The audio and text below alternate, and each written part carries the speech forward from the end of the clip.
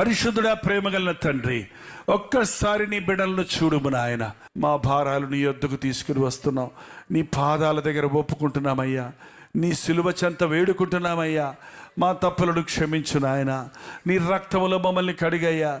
నీ హృదయ శుద్ధిని మాకు దయచేయి నాయన. ఈ రోజున తండ్రి, ఒక్కసారి తేలికైన హృదయాలతో మేము ఇక్కడి నుంచి వెళ్ళినట్లుగా నీ రక్తాన్ని మా మీద ప్రోక్షించుము నాయన.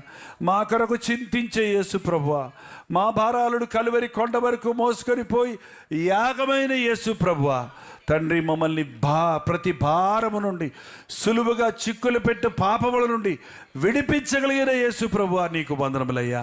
ఏ కుటుంబంలో సమాధానం లేక భార్యాభర్తలు జగడాలతో ఉన్నారో, అనుమానాలతో, సందేహాలతో ఉన్నారో, అటువంటి కుటుంబాలను నజరుడైన యేసుక్రీస్తు నామములో సరిచేయుచున్నాము నాయన. అటువంటి కుటుంబంలో తాండవమాడుతున్న సాతాను శక్తులను నీ నామములో పారద్రోలుచున్నాము తండ్రి. ఏ యవనస్తుడైతే జీవితం గురి లేకుండా తన ఇష్టానుసారంగా జీవిస్తూ ఉన్నాడో అటు యవనస్తులు నీ పాదాల దగ్గరకు తెస్తున్నామయ్యా. తల్లి గర్భములో ఉన్నప్పుడు వారి కొరకు నీవు కలిగి ఉన్న గొప్ప తలపులు నెరవేరున్నట్లుగా శుద్ధ హృదయులై నీకు ఇష్టలై నీ ప్రణాళికలో భాగస్వాములు ఉన్నట్లటి వారికి సహాయం చేయము. నోరు విప్పి నీతో చెప్పిన ప్రతి భారానికి జవాబు దయచేయి. వచ్చిన వారుగా కాక నిన్ను మోసుకొని పోవడానికి మాకు సహాయం చేయి. యేసుక్రీస్తు నామములో అడుగుచున్నాము తండ్రి.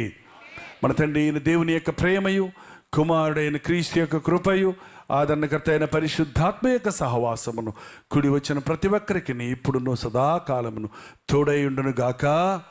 ఆమేన్.